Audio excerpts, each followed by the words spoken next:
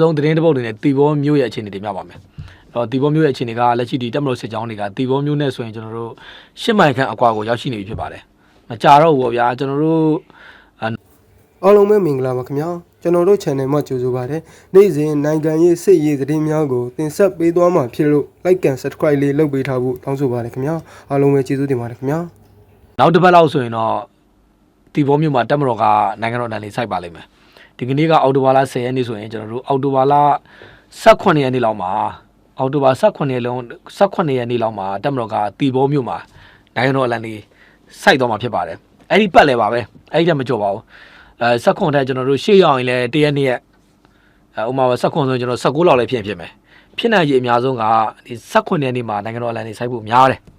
တေချာသွားပြီအဲ့ဒါကတေချာတယ်လက်ရှိတော့ကျွန်တော်တို့ဒီတက်မတော်စစ်ကြောင်းတွေရောက်ရှိနေတာကတီဘောမျိုးနဲ့ဆိုရင်ကျွန်တော်တို့ဒီ10မိုင်ခန့်အကွာကိုရောက်ရှိနေဖြစ်ပါတယ်မကြတော့ဘူးဗျာတီဘောမျိုးကမကြတော့ပါဘူးအဲ့တော့တက်မတော်ကတော့ကြောင်မရနဲ့ကျွန်တော်ထိုးစစ်ဆင်တယ်လမ်းပိုင်းမှာရှိတဲ့အကြမ်းဖက်အုပ်စုတွေရဲ့ဒီပင်မာစကန်တွေကိုတောက်လျှောက်ကျွန်တော်တို့ထိုးစစ်ဆင်ပြီးသိမ်းပိုက်တယ်လက်ရှိတဲ့တောက်လျှောက်ထိုးစစ်ဆင်နေတယ်အကြမ်းဖက်အုပ်စုတွေကဒီတက်မတော်ရဲ့တိုက်ဆွမ်းအားကိုမရှင်နိုင်ဘူး TNL ကတက်မတော်ရဲ့တိုက်ဆွမ်းအားမှာလုံးဝရှင်နိုင်ခြင်းမရှိပါဘူးရှင်နိုင်ခြင်းမရှိလို့ကျွန်တော်တို့တောက်လျှောက်သူဆုတ်ပြေးနေတာဖြစ်ပါတယ်ဒီကနေ့ကျွန်တော်တို့ဆက်သွယ်ရတဲ့အရာဆိုရင်လက်ရှိဒီတက်မတော်စစ်ကြောင်းတွေရောက်ရှိနေတာကဘောဂျိုဖျားရှိတယ်ဘောဂျိုဖျားရဲ့ရှေ့မှာကျင်းတီရွာဆိုတာရှိတယ်လက်ရှိဒီတက်မတော်စစ်ကြောင်းတွေကကျင်းတီရွာတကြောကိုရောက်သွားပြီကျင်းတီရွာကျော်သွားပြီဆိုတော့ကျွန်တော်တို့ဒါကားလမ်းပြောင်းလမ်းမတိုင်းသွားမယ်ဆိုရင်တော့ဒုထောက်ရီမြင့်နဲ့အပြိုင်သွားရတယ်ပြောင်းစီလမ်းမကြီးကဒုထောက်ရီမြင့်နဲ့အပြိုင်အဲ့ဒီရှေ့ကိုရောက်မယ်ဆိုဘောဂျိုရွာဆိုတာကကျွန်တော်တို့ဘောဂျိုဖျားကြီးကိန်းကိုစံပယ်တဲ့ရွာအမှဘောဂျိုဖျားရှိတယ်အဲ့ဘောဂျိုဖျားရှိတဲ့ရွာကကျွန်တော်တို့ဘောဂျိုကြီးရွာကရွာကြီးပါကျွန်တော်အထက်တန်းကျောင်းခွဲတောင်ရှိတဲ့ရွာကြီးပါအဲ့ဒီဘောဂျိုကြီးရွာရောက်ပြီးသွားပြီဆိုရင်ကျွန်တော်ရှေ့ကိုသွားမယ်ဆိုရင်တော့ဂျားထဲမှာကျွန်တော်ရွာ2ရွာလောက်ဖြတ်ရပါလိမ့်မယ်2ရွာပတ်လေပေါ့ဗျာ2ရွာလောက်ဖြတ်ပြီးသွားရင်တော့ကျွန်တော်တို့တီဘောမျိုးရဲ့ကျိုးစုပိုင်းကိုရောက်တော့မှာဖြစ်ပါတယ်အဲ့တော့တက်မလို့စစ်ကြောင်းတွေကတော့ကျွန်တော်တို့တီဘောမျိုးရဲ့10မိုင်ခန့်အကွာကိုရောက်ရှိသွားပြီဖြစ်ပါတယ်တော့မကြတော့ဘူးဗျာကျွန်တော်တို့ဒီတီဘောမှာရှိတဲ့တက်မတော်သားတွေကတော့ဖုန်းအဆက်သွယ်ရပါတယ်ကိုကျော်စိုးတဲ့ခင်ဗျာနောက်တစ်ပတ်လောက်ဆိုရင်ခင်ဗျာလာခဲ့လိုက်တော့ဗျာတဲ့နောက်တစ်ပတ်ဆိုလာခဲ့လိုက်တော့အဲ့လိုကြီးကျွန်တော်အဆက်သွယ်ရပါတယ်ထို့တူပါပဲကျွန်တော်တို့ဒီတက်မတော်ကတီဘောမျိုးကိုရရှိသွားပြီဆိုရင်လည်းတက်မတော်ကပန်းတွေပြိုးမှာဖြစ်ပါတယ်ပန်းပြိုးတယ်ဆိုတော့ကကျွန်တော်တို့ကျောင်းတွေပြန်ဖွင့်မှာဖြစ်ပါတယ်တက်မတော်ကနောင်ချိုမျိုးကိုသိမ်းပိုက်ရရှိတဲ့အခါမှာဆိုရင်နောင်ချိုမျိုးနဲ့မှာစာသင်ကျောင်းတွေပြန်ဖွင့်ခဲ့ပါတယ်ပထမကျွန်တော်တို့စေယုံတွေအသုံးပြုလို့မရဘူးစေယုံတွေအသုံးပြုလို့မရခင်အချိန်မှာကျွန်တော်တို့မျိုးပေါ်မှာရှိတဲ့ဒါအများပြည်သူနဲ့သက်ဆိုင်တဲ့အစာအုပ်တွေနိုင်ငံမှာအစာအုပ်တွေမှာနိုင်ငံတော်ကနေပြီးတော့ကျန်းမာရေးဆောက်ရှောက်မှုတွေပေးတယ်ပြီးရင်ကျွန်တော်တို့ဒီစာသင်ကျောင်းတွေအများဆုံးဖွင့်နိုင်ဖို့အတွက်လုပ်တယ်နောင်ချိုမျိုးမှာလည်းဖွင့်နိုင်ခဲ့တယ်လာတူပါပဲကျွန်တော်နောင်ချိုမျိုးသိမ်းပိုက်ပြီးတဲ့အခါမှာကြောင်မဲမှာဆိုလဲဒီတက်မတော်ကစာသင်ကျောင်းတွေပြန်ပြီးဖွင့်နိုင်ဖို့အတွက်ဆောင်ရွက်ပါတယ်ကျွန်တော်တို့စာသင်ကျောင်း area မှာကျွန်တော်မြက်တွေအများကြီးပဲခင်ဗျားတို့အံ့ဩသွားပါလိမ့်မယ်ခင်ဗျားတို့ကိုယ်တိုင်မမြင်ရလို့ပါအံ့ဩသွားပါလိမ့်မယ်မြက်တွေဆိုခင်ဗျာအများကြီးပဲကျွန်တော်တို့တရက်မကောက်အဲ့ဒါကိုကျွန်တော်တက်မော်သားတွေက area အလိုက်မိုင်းနေရှင်းတယ်မြက်တွေရှင်းတယ်ပြီးရင်ကျွန်တော်ကျောင်းတန်ရှင်းတွေလုပ်တယ်ပြီးရင်ကျွန်တော်ရက်ကွက်အလိုက်ကျွန်တော်တို့မိုင်းတွေရှင်းတယ်တန်ရှင်းတွေလုပ်ပေးတယ်ပြီးရင်ကျွန်တော်လမ်းမတွေမိုင်းရှင်းတယ်တန်ရှင်းတွေလုပ်ပေးတယ်မိုင်းရှင်းရ area နဲတဲ့ area မဟုတ်ဘူးတက်မော်သားတွေတကယ်ပင်ပန်းပါတယ်တကယ်ကိုပင်ပန်းပါတယ်ကျွန်တော်တို့မိုင်းရှင်းရအသေးစိတ်ရှင်းရတာပါအသေးစိတ်ကိုရှင်းရတာပါအများပြည်သူကျွန်တော်တို့ဝင်ရောက်နေထိုင်ဖို့အတွက်ကတက်မတော်ကသူရဲ့ဒီရက်ကွက်အလိုက်အိမ်တွေလိုက်ကိုမိုင်းတွေရှင်းပေးတယ်မိုင်းရှင်းပြီးမှကျွန်တော်တို့ဝင်ရောက်နေထိုင်ခွင့်ပြုတာပေါ့အဓိကတော့ဒီပြည်သူတွေအကြမ်းဖက်အုပ်စုတွေထောင်ထားတဲ့မိုင်းတွေမနှင်းမိဖို့အတွက်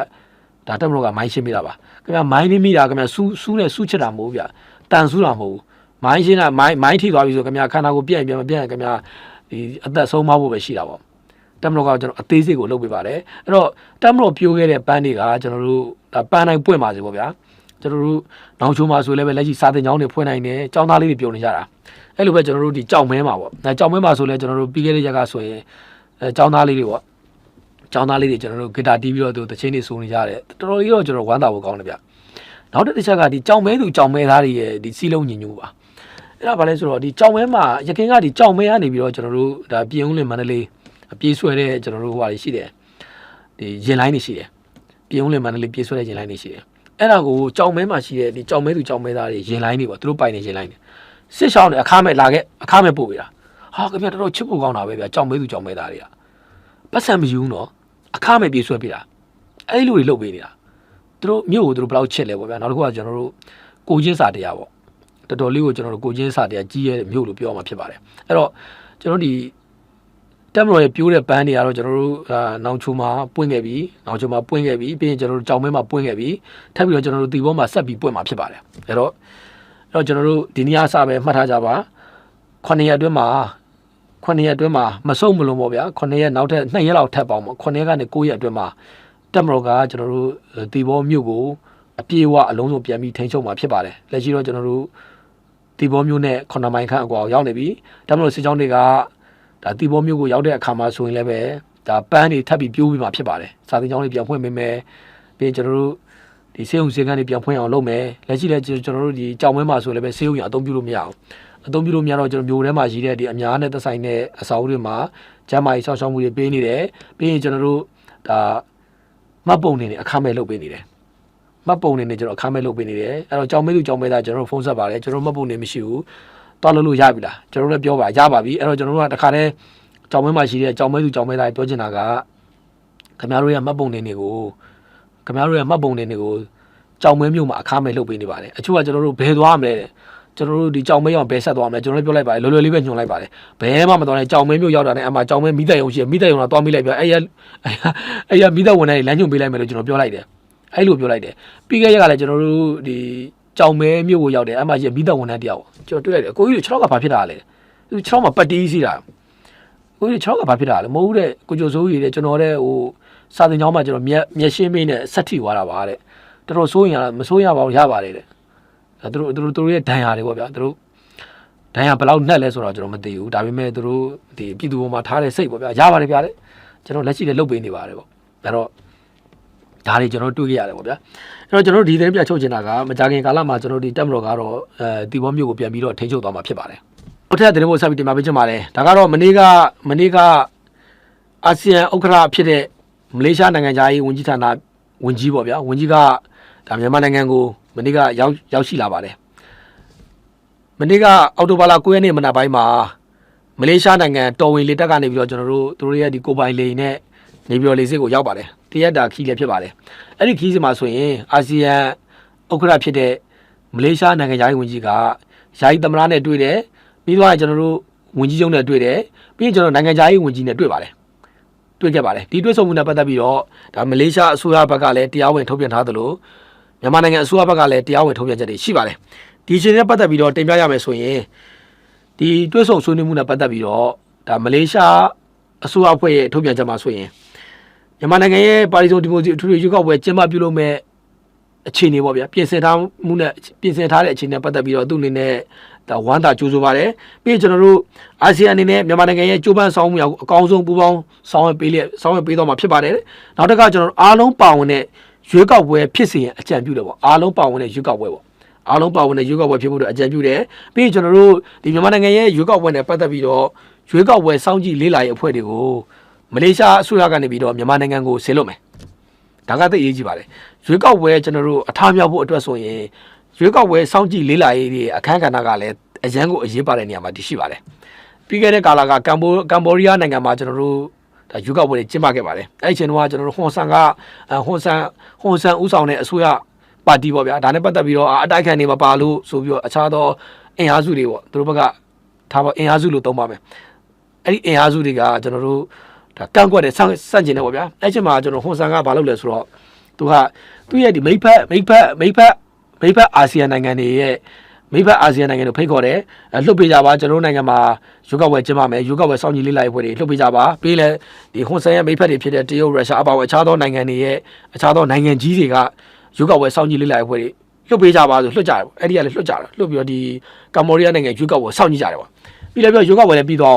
့အဲ့ဒီစောင့်ကြည့်လေ့လာရေးဖွဲ့တွေကဒီရွေးကောက်ပွဲကကျွန်တော်တို့ပွင့်လင်းမြင်သာမှုရှိပါတယ်ဆိုပြီးတော့ကျွန်တော်တို့အားလုံးကဒီတန်နဲ့ထွက်ပါတယ်အဲ့ဒီနောက်ပိုင်းမှာကျွန်တော်တို့ဒါကမ်ဘောဒီးယားမှာရှိတဲ့သူတို့ရဲ့အတိုက်ခံပေါ့ဗျာအတိုက်ခံအုပ်စုပေါ့အတိုက်ခံအုပ်စုဆိုတာလည်းဒီကမ်ဘောဒီးယားထဲမှာမရှိပါဘူးပြည်ပအုပ်စုတွေပေါ့ပြည်ပအုပ်စုတွေသူတို့ဘာသာမှမထွက်တော့ပါဘူးဒါကဘာကိုပြလဲဆိုတော့ဒီရွေးကောက်ပွဲတစ်ခုအထားမြောက်ဖို့ဆိုရင်ရွေးကောက်ပွဲစောင့်ကြည့်လေ့လာရေးအဖွဲ့တွေအခမ်းကဏ္ဍတိတ်ကိုရေးကြည့်ပါတယ်လက်ရှိဒီမြန်မာနိုင်ငံရဲ့ရွေးကောက်ပွဲနဲ့ပတ်သက်ရင်လည်းယာယီသမ္မတကြီးကဒါအခြားသောကမ္ဘာနိုင်ငံတွေကိုလည်းဖိတ်ခေါ်ထားပါတယ်မြန်မာနိုင်ငံရွေးကောက်ပွဲနဲ့ပတ်သက်ရင်အိန္ဒိယနိုင်ငံကလည်းအပြည့်အဝပူးပေါင်းဆောင်ရွက်တယ်ပြီးရင်ကျွန်တော်တို့ရွေးကောက်ပွဲစောင့်ကြည့်လေ့လာရေးအဖွဲ့တွေဆင်းလို့မယ်တ ဒုတိယကတော့ကျွန်တော်တရုတ်ပါတရုတ်ကလည်းမြန်မာနိုင်ငံရွေးကောက်ပွဲနဲ့ပတ်သက်ရင်အပြည့်အဝပူးပေါင်းဆောင်ရွက်တယ်ပြီးရင်လည်းပဲကျွန်တော်တို့ရွေးကောက်ပွဲစောင့်ကြည့်လေ့လာရေးပွဲတွေဆင်လုပ်မယ်ပြီးရင်လည်းပဲကျွန်တော်တို့အာဆီယံနိုင်ငံမှာအဲ့တော့အာဆီယံနိုင်ငံမှာကကျွန်တော်နှစ်ချမ်းရှိပါတယ်တစ်ချမ်းတော့ကျွန်တော်တို့ဒါအမေရိကန်ဘက်ကိုရိုင်းတဲ့တစ်ချမ်းရှိတယ်တစ်ဖက်ကတော့ကျွန်တော်တို့တရုတ်အိန္ဒိယဘက်ကိုရိုင်းတဲ့တစ်ချမ်းရှိပါတယ်အဲ့တော့ဘယ်နိုင်ငံတွေလာမလဲဆိုတော့ကျွန်တော်တို့တိကျပြောဖို့ခက်ပါတယ်သို့တော်လည်းပဲကျွန်တော်အာဆီယံနိုင်ငံမြန်မာနိုင်ငံနဲ့အိန္ဒိယချင်းနိုင်ငံတွေဖြစ်တဲ့ဒါအာဆီယံနိုင်ငံတွေအခြားသောအာဆီယံနိုင်ငံတွေကလည်းမြန်မာနိုင်ငံနဲ့ရွေးကောက်ပွဲနဲ့ပတ်သက်ပြီးတော့ကျွန်တော်စောင့်ကြည့်လေ့လာရေးဖွဲ့တွေကျွန်တော်ဆင်လို့မှာဖြစ်ပါတယ်အဲ့တော့ဒီမလေးရှားနိုင်ငံကလည်းမြန်မာနိုင်ငံမှာကျင်းပမဲ့ရွေးကောက်ပွဲနဲ့ပတ်သက်ပြီးတော့စောင့်ကြည့်လေ့လာရေးဖွဲ့တွေဆင်လို့တော့မှာဖြစ်တယ်လို့ပြောကြားခဲ့ပါတယ်ဒီအချိန်နဲ့ဆက်ပြီးတော့ကျွန်တော်တို့ဒီယာယီသမ္မတကြီးကလည်းဒါတွေ့ဆုံမှုမှာကျွန်တော်ဆက်ပြီးတော့အသေးစိတ်ဆွေးနွေးခဲ့တာရှိပါတယ်ဆက်ပြီးတော့ဒီယာယီသမ္မတကြီးကဒါမလေးရှားနိုင်ငံသားဝန်ကြီးအနေနဲ့မြန်မာနိုင်ငံကိုလာရောက်တဲ့ခီးစဉ်နဲ့ပတ်သက်ပြီးတော့ဒါလာရောက်တဲ့အတွက်ကြိုးဆိုတယ်ပြီးရင်ကျွန်တော်တို့ဒီပါတီစုံဒီမိုရွေးကောက်ပွဲကျင်းပမဲ့အချိန်နဲ့ပတ်သက်ပြီးတော့အသေးစိတ်ရှင်းပြပါတယ်ပြီးတော့ကျွန်တော်တို့ဒါငြိမ်းချမ်းရေးနဲ့ပတ်သက်တဲ့ကိစ္စတွေရှင်းပြတယ်ပြီးရင်ကျွန်တော်တို့မဲပေးဆက်ရှင်းပြတယ်ပြီးတော့ကျွန်တော်အာဆီယံနဲ့ပူးပေါင်းဆောင်မှုကိစ္စရပ်တွေအသေးစိတ်ပေါ့ဗျာအသေးစိတ်ဆွေးနွေးခဲ့တယ်ပေါ့အဲ့မှာကျွန်တော်နိုင်ငံပါတီတွေတီထောင်ခွင့်နဲ့ဆိုင်တဲ့ကိစ္စတွေပြီးရင်ကျွန်တော်တို့လက်ရှိရွေးကောက်ပွဲမှာဒါနိုင်ငံပါတီပေါင်း58ပါတီဝင်ရောက်ရှင်းပြိုင်မယ်ဒီရွေးကောက်ပွဲနဲ့ပတ်သက်ပြီးတော့ဝင်ရောက်ရှင်းပြိုင်မယ်လွှတ်တော်ကိုယ်စားလှယ်အားလုံး9000ကျော်ရှိကြောင်းစသဖြင့်အသေးစိတ်ရှင်းပြတယ်ပြီးရင်ငြိမ်းချမ်းနဲ့ပတ်သက်ရင်လည်းဒီ2018ခုနှစ်ကနေစပြီးတော့ယနေ့ချိန်ထိပြစ်ခတ်တိုက်ခတ်မှုရစဲအတွက်ထုတ်ပြန်ချက်ပေါင်း28ကြိမ်ဒါထုတ်ပြန်ခဲ့ပါတယ်နိုင်ငံရေးအသဘောထားကွက်လွန်မှုများကြောင့်အကြမ်းဖက်လုပ်ရများလှုံ့ဆော်နေသူများကိုလည်းနိုင်ငံရေးလမ်းကြောင်းပေါ်လာဖို့အတွက်ဒါ3ကြိမ်ဖိတ်ခေါ်ခဲ့ပါတယ်ပြီးရင်ကျွန်တော်တို့ယခုဆိုတာကျွန်တော်လက်ရှိဒီအော်တိုဘာလ15ရက်နေ့မှာကျင်းပမဲ့ NCA နှစ်ပတ်လည်နေ့အခမ်းအနားကျင်းပမှာဖြစ်ပါတယ်အဲ့ဒီမှာဆိုရင်လည်းပဲကျွန်တော်လက်မှတ်ရေးထိုးထားတဲ့တိုင်းသားလက်နက်ကိုင်အဖွဲ့တွေရဲ့ခေါင်းဆောင်တွေရောဖိတ်တယ်ပြီးရင်ကျွန်တော် NCA လက်မှတ်ရေးထိုးထားခြင်းမရှိတဲ့လက်နက်ကိုင်အဖွဲ့အားလုံးကိုလည်းဖိတ်ထားပါတယ်ပေါ့ဗျာပြီးလည်းပဲကျွန်တော်နိုင်ငံတကာကကျွန်တော်တို့နိုင်ငံတကာအဖွဲ့အစည်းတွေကိုလည်းဖိတ်ထားပါတယ်ပြီးလည်းပဲကျွန်တော်တို့ဒီ NCA လက်မှတ်ရေးထိုးစဉ်ကာလမှာဒါအတိအသက်တွေဖြစ်လက်မှတ်ရေးထိုးခဲ့တဲ့အခြားသောနိုင်ငံခေါင်းဆောင်တွေကိုလည်းဖိတ်ထားတယ်လို့ရှင်းပြတယ်ပြီးရင်ကျွန်တော်မဲပေးဆက်နဲ့ပတ်သက်ပြီးတော့ကျွန်တော်အသေးစိတ်ရှင်းပြတယ်ပြီးရင်ကျွန်တော်တို့ဒါအာဆီယံနဲ့ပူးပေါင်းဆောင်တဲ့ကိစ္စတွေအသေးစိတ်ရှင်းပြခဲ့ပါတယ်ဒါတော့ကျွန်တော်တို့ဒီယာယီသမ္မတကြီးနဲ့မလေးရှားနိုင်ငံသားဝန်ကြီးရဲ့တွေ့ဆုံပါအဲ့တော့ကျွန်တော်တို့ရှင်းပြရင်ဗျာကျွန်တော်တို့ရှင်းပြရင်ပုံမှန်လေးတင်ပြမယ်လက်ရှိနိုင်ငံရေးစည်ရေးအခြေအနေကဂန်းငယ်ကွေ့သွားပြီအဲ့တော့တနည်းအားဖြင့်ကျွန်တော်တက်ပြောမှဆိုလက်ရှိဒီနိုင်ငံရေးစည်ရေးလမ်းကြောင်းကတက်မတော်ကတက်ကိုထောင်တက်နေတာတက်ကိုထောင်တက်သွားပြီခင်ဗျားကြည့်လိုက်ဗျာစည်ရေးရလဲ NUG အုပ်စုတွေရှင်းနိုင်ခြင်းမရှိဘူးနိုင်ငံရေးရလဲရှင်းနိုင်ခြင်းမရှိဘူး NUG တွေမဟုတ်ပါဘူး NUG နဲ့သူ့ရဲ့ဒီမိတ်ဖက်တွေဖြစ်တဲ့လက်နက်ကိုင်အဖွဲ့တွေရှင်းလို့မရပါဘူးပြီးရင်ခင်ဗျားပြည်သူလူထုထောက်ခံမှုပြီးရင်ဒီနိုင်ငံတော်ရဲ့အချုပ်အခြာအာဏာကိုကင်ဆွဲထားမှုဘလို့မှရှင်းနိုင်လို့မရတာတနည်းအားဖြင့်ဒီတက်မတော်ကပြည်သူပေါ်ထားတဲ့စေတနာမှန်ကန်တဲ့အတွက်တက်မတော်ကတောင်းလျှောက်ကိုထိုးတက်တာဒီအကြမ်းဖက်အုပ်စုတွေကပြည်သူပေါ်ထားတဲ့စိတ်ရင်းစရာဘယ်တော့မှမမှန်ခဲ့ဘူးခင်ဗျာသူတို့အကျိုးစီးပွားတွေလုပ်ခဲ့တာကြီးပဲခင်ဗျာကြည့်လက်ရှိခင်ဗျာချစ်သူဝေတို့လင်းလင်းတို့ခင်ဗျာသူတို့ရဲ့အုပ်စုတွေခင်ဗျာအမေရိကမှာခင်ဗျာအိမ်တွေဝယ်တယ်သူတို့သားသမီးကောင်းမေဆိုတဲ့အကြောင်းတွေမှာထားတယ်ခင်ဗျာသူတို့ရဲ့စိတ်ရင်းကလည်းမမှန်ဘူးလေခင်ဗျားတို့ပေါ်ထားတဲ့စိတ်ရင်းသူတို့ရဲ့အာဏာအတွက်သူတို့လက်လာပတည်မြဲဖို့အတွက်ဒီခင်ဗျားတို့ရဲ့အသက်တွေပေါ်ရတယ်စတေးပလိုက်တာတောင်းလျှောက်လာခင်ဗျားတို့မျော်လင့်ချက်အမားတွေပေါ့ဗျာဒီနေ့ပြင်ဒီ2021မကြော်ဘူးလို့2022မကြော်ဘူးလို့2023မကြော်ဘူးလို့24မကြော်ဘူး25မကြော်ဘူးလို့တောင်းလျှောက်သူတို့ပြောခဲ့တာပဲခင်ဗျားတို့မျော်လင့်ချက်အမားတွေပေးခဲ့တာလေတက်မတော်ကတော့ပြည်သူလူထုဘယ်တော့မှမျော်လင့်ချက်အမားမပေးဘူးအဲ့တော့တက်မတော်ကခင်ဗျားသွားတယ်ဘယ်အစီအစဉ်တောင်းလျှောက်ချမှတ်ခဲ့တယ်ရိုးမတ်တွေတောင်းလျှောက်ပြည်သူတရားဝင်ချပြခဲ့တယ်ဘာပြီးဘာလုပ်မယ်လက်ရှိဒီတက်မတော်ကနောက်ဆုံး final ဖြစ်တဲ့ကျွန်တော်တို့ရွေးကောက်ပွဲကျင်းပမယ်နိုင်တဲ့ပါတီကိုနိုင်ငံတော်အနှင်းမယ်ဒါနောက်ဆုံး final ပဲအဲ့တော့ဒါတွေပြီးသွားရင်တော့ကျွန်တော်တို့ဒါရွေးကောက်ပွဲပြီးသွားရင်တော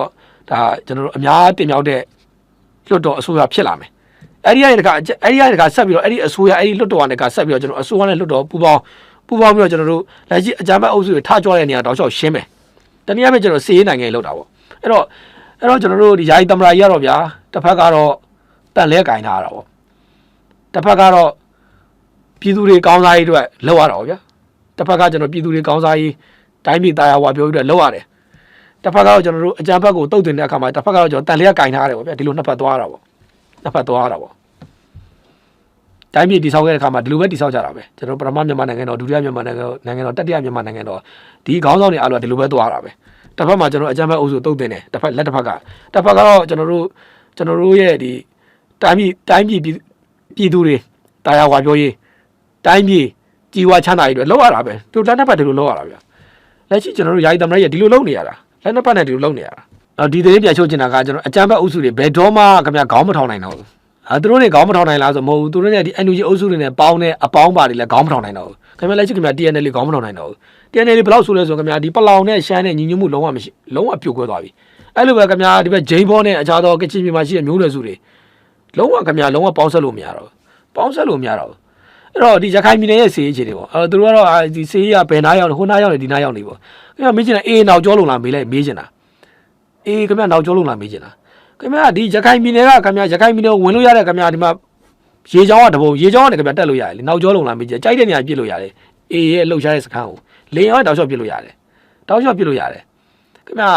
အချိန်တစ်ခုမှပြီးသွားပါလိမ့်မယ်ရခိုင်ပြည်နယ်ဆိုတော့လည်းအချိန်တစ်ခုမှပြီးသွားပါလိမ့်မယ်ပြီးတာကိုအနေနဲ့ကကြည့်ရှုအားပေးတဲ့မိတ်ဆွေများအားလုံးကိုအထူးပဲကျေးဇူးတင်ရှိပါခင်ဗျာ